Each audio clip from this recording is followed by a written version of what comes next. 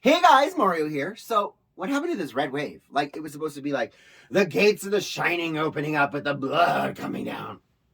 The moon is going into blood moon and there's a lunar eclipse. We're gonna have a red wave. Not quite. It didn't happen.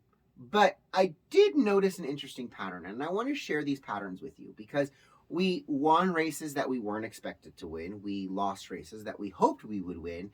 And in the end, the balance of power doesn't really change too much.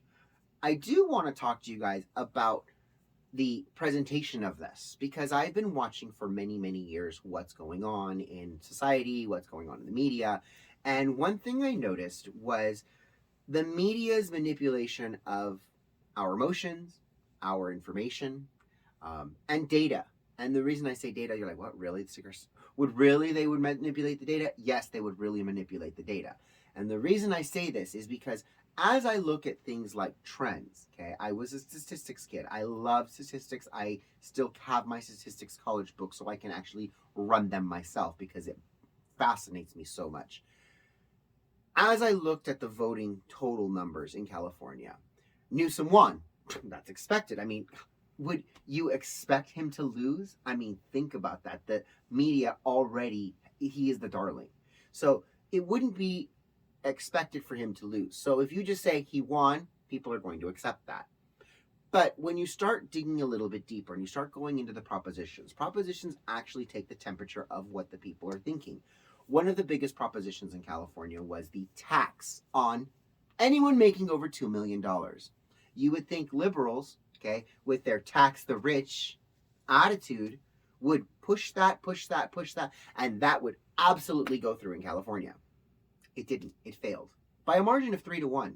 Surprisingly, that's the same number that voted for Newsom. 3-1. 3 to Newsom to $1. That doesn't seem right. The other proposition on the ballot was the regulation of dialysis clinics. Democrats are all about regulation. They want their dialysis clinics to be safe, affordable for everyone, accessible to everyone, and that's what was on the ballot. Was these dialysis clinics were going to need to adhere to certain regulations, have a doctor on staff, and they couldn't just close a dialysis clinic because, I don't know, they're not making any money. They're going to have to go through the health department. So it was more state. Okay, so why then did that proposition fail by 3-1?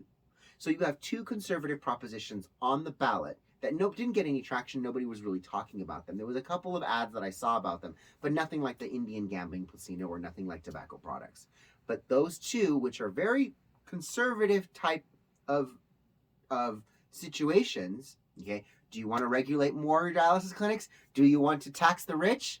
You would think that they would say yes, and in fact they said no. Absolutely not. So we have a problem, and I've seen it. We had a problem in 2008 when liberals came out and said, we're going to vote for Obama. We love Obama, and we love the gays, but no, we're not going to let them get married. California voted down gay marriage at the same time as they voted for Obama. There's a problem. Californians brought in Governor Jerry Brown at the same time as they said, no, with Prop 214, please do not give my tax money to illegal immigrants. And both of those propositions, Prop 8, which was the gay marriage, and then 214, which was the taxes for illegals, both of those faced legal challenges, and now California gives money to illegals and issues gay marriage licenses. So this is a pattern that I've seen. Now I take this pattern and I expand that onto a national platform. We have all these people leaving California, going to other states. Florida, Idaho, Texas. Why are their spreads not any bigger? Okay, because if you have a bunch of red people moving to red states, it would make them redder. They would vote red, okay, or not vote at all. And we're not seeing a huge influx of new voters in these communities. In fact, we're seeing the statistics stay nominally the same. That's the media telling you nothing's really changed. They're not going to make a difference. They're disenfranchising us. They're lying to us. I have had this theory for many years. I'm going to keep digging on this theory because when you take a group of people and you move them to another location and they left because they didn't like the policy, they didn't like the politics, and they're done, they're going to come over here and they're going to make sure that that doesn't happen. And if they're voting, why isn't their votes reflected in this giant red increase in the voting population?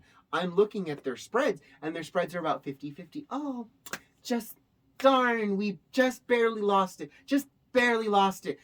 I think there's something wrong there. I'm onto something. I know I am. My nose is telling me to dig deeper. And if you guys have any other stories about this or can help me with this additional data, I would appreciate it, because this is something that affects us all. There are facts that are not making sense when I look at them in their numerical form. All right, you guys. I love you guys all. Do not lose hope. Do not lose faith. We are not done yet.